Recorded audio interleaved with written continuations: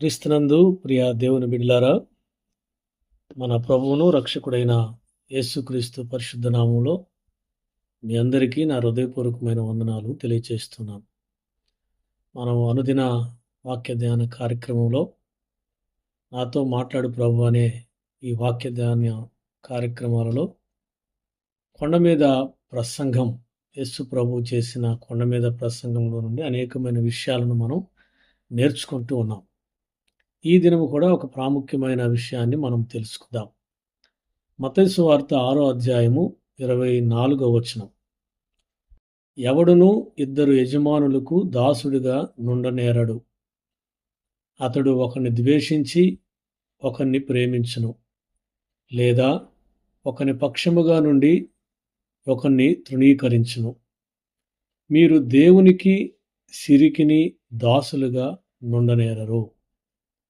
ప్రియ దేవుని బిడ్డలారా, ఈ సందేశం కొంతమందికి సంతోషాన్ని కలిగించేదిగా ఉన్నా, కొంతమందికి బాధను కలిగించేదిగా ఉండొచ్చని నా అభిప్రాయం.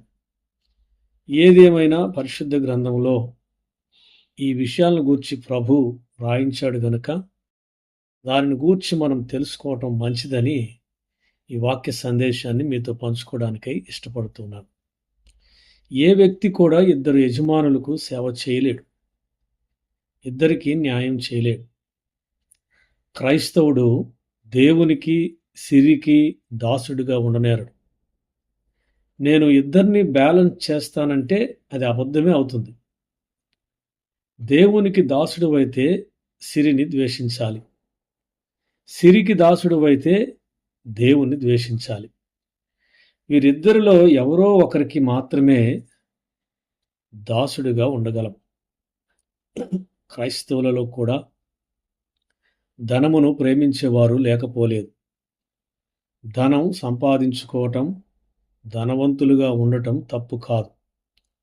ధనాన్నే ప్రేమిస్తే దేవుని ద్వేషించినట్లే.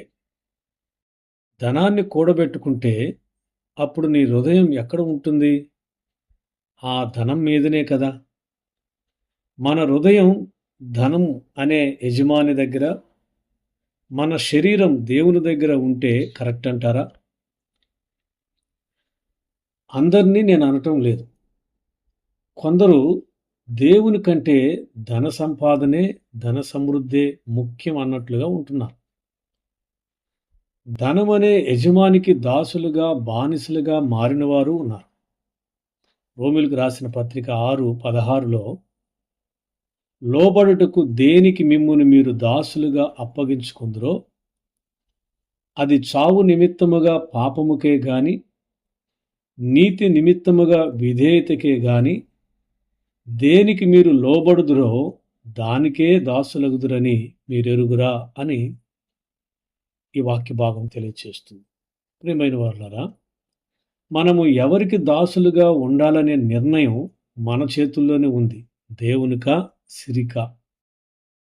కొందరికి ధనం అంటే పిచ్చి, కొందరికి ధనం అంటే ఆశ, కొందరు ధనదాహంతోనే ఉంటారు. నిజ క్రైస్తవుడు ధనం హెచ్చినా, ధనం తరిగినా దేవునికే దాసులై ఉండాలని వాక్యం సెలవిస్తుంది. యేసు ప్రభు తనను వెంబడించుటకు వచ్చిన శిష్యులతో అన్నాడు కదా, నన్ను వెంబడించాలంటే మీరు సర్వమును వదులుకొని రావాలి. లూకా సువార్త 9:23లో చూస్తాం. మీకు ఒకే ఒక యజమాని ఉండాలి, మీరు ఒక్కరికే దాసులై ఉండాలని యేసు ప్రభు చెప్పినప్పుడు యేసు ప్రభు 12 మంది శిష్యులు యేసు చెప్పినట్లే సమస్తమును విడిచిపెట్టి యేసు ప్రభును వెంబడించినారు. సుంకము వసూలు చేసే మత్తయికి ధనాశ కలిగి ఉన్నాడు, ధనముకు దాసుడిగా ఉన్నాడు. మత్తయి సువార్త 9వ అధ్యాయము 9వ వచనం. యేసు నన్ను వెంబడించమని పిలిచాడు. అతడు వెంటనే యేసు ప్రభువును వెంబడించాడు. ఇప్పుడు తన జీవితానికి యజమాని డబ్బులు కాదు, ఇప్పుడు తన యజమాని ప్రభువైన యేసుక్రీస్తు. యేసే తన యజమానిగా ఉండాలని నిర్ణయించుకొని ప్రభువును వెంబడించినాడు. పేతురు, యోహాను, యాకోబు తన కుటుంబాలను, వృత్తిని వదిలిపెట్టి యేసును యజమానిగా ఎంచుకొని ప్రభువును వెంబడించినారు. ఈరోజు ప్రభువు మనలను కూడా మత్తయిని పిలిచినట్లే, పేతురు, యోహాను, యాకోబును పిలిచినట్లే పిలుస్తూ ఉన్నాడు. మీ నిర్ణయం ఏమై ఉన్నది? ఇద్దరు యజమానులకు దాసుడిగా ఉండాలనుకుంటున్నావా? మన జీవితాలకు ఏకైక యజమాని దేవుడే అయ్యేలా మనం ఖచ్చితంగా చూసుకోవాలి. ఆ ఏకైక దేవుడు ఎలాంటి వాడు అంటే, ఆయన రోషము కలిగిన దేవుడు. తన నామానికి చెందవలసిన స్తుతి మహిమను మరెవరికి గాని, మరి ఏ వస్తువుకు గాని పొందేందుకు అనుమతించలేదు దేవుడు. నేను యెహోవాను, ఇదే నా నామము, నా మహిమను వేరొకరికి గాని, నా స్తుతిని విగ్రహాలకు గాని నేను ఇవ్వను అని చెప్పిన దేవుడు. మనం ధనం దేనికి అవసరం అనుకుంటున్నామో అందుకు ధనం అవసరం లేదని యేసుప్రభు అంటున్నాడు. మత్తయి సువార్త 6వ అధ్యాయము 25వ వచనం నుండి 34వ వచనం వరకు మనం చదివితే ఈ విషయాలు మనకు తెలుస్తాయి. కాబట్టి ప్రియ దేవుని బిడ్డలారా, మరి ఎవరికి, ఏ యజమానికి నీవు దాసుడిగా ఉంటున్నావు అనేది మనం నిర్ణయించుకోవాల్సినటువంటి సమయం. దేవుని వాక్యం సెలవిస్తుంది, ఒక దాసుడు ఇద్దరు యజమానులకి దాసుడిగా ఉండటం అసాధ్యం. కనుక ఈ సమయంలో మనం ఎవరికి మనం దాసులుగా ఉండాలో నిర్ణయించుకోవాల్సిన అవసరం ఉన్నది. దేవునికి మనం దాసులమైతే పరలోకమందు నిత్యత్వం మన కొరకు ఉన్నదని ప్రభువైన యేసుక్రీస్తు సెలవిస్తుంది. కాబట్టి ఈ లోకంలో బ్రతకడానికి ధనం అవసరం, జీవించడానికి ధనం అవసరమే, కానీ ధనమే జీవితం అనుకోకూడదు. ధనమే నా యజమాని అనుకోకూడదు. ధనము కంటే గొప్పవాడు, రాజులకు రాజు, ప్రభువులకు ప్రభువును, రక్షకుడైన ప్రభువైన యేసుక్రీస్తు మన జీవితాలకు యజమానిగా ఉంటే మన జీవితంలో ఏది కొదువు ఉండదని ప్రభు తెలియచేస్తున్నాడు. ఈరోజే మనం ఒక నిర్ణయాన్ని తీసుకుందాం. దేవునికా సిరికా? మీరు దేవునికిని సిరికిని దాసులుగా ఉండనేరరు అని ప్రభు తెలియచేస్తున్నాడు. కాబట్టి నిర్ణయం మందే. ప్రభు బలవంతంగా తన శిష్యుడిగా ఉండడానికి, శిష్యురాలుగా ఉండడానికి ఆయన ఎప్పుడు కూడా బలవంతం చేయడు.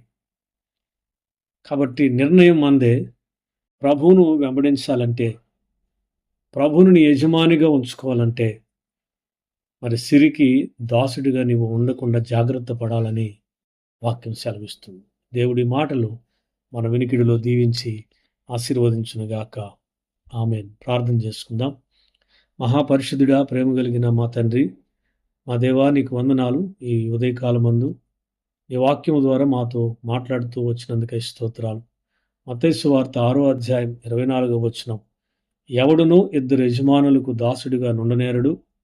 అతడు ఒకని ద్వేషించి ఒకని ప్రేమించును, లేదా ఒకని పక్షముగా నుండి ఒకని తృణీకరించును.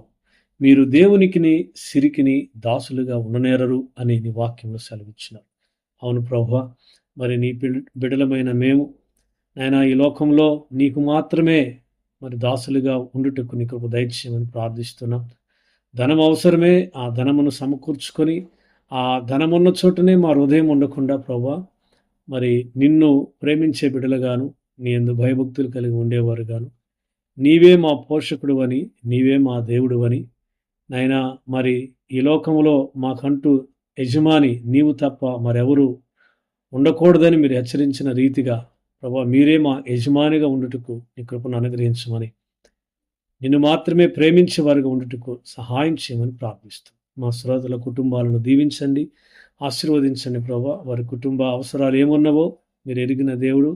ప్రతి అవసరతను నీ నామములో తీర్చమని ప్రార్థన చేస్తున్నాం ప్రభువా. మరొకసారి మమ్మల్ని అందరినీ ఈ దినమును మీ చేతులకు అప్పజెప్పుకుంటూ ఉన్నాము. ఈ దినమంతా నీ కాపుదల, మీ భద్రత, మీ క్షేమము మాకు అనుగ్రహించమని యేసుక్రీస్తు పరిశుద్ధ నామమును బట్టి ప్రార్థించి అడిగి వేడుకొనుచున్నాను తండ్రి. ఆమేన్. తండ్రి, కుమార, పరిశుద్ధాత్మ త్రియేక దేవుని దీవెన సదా మనకు తోడై ఉండి నడిపించునుగాక. ఆమేన్. ఆమేన్.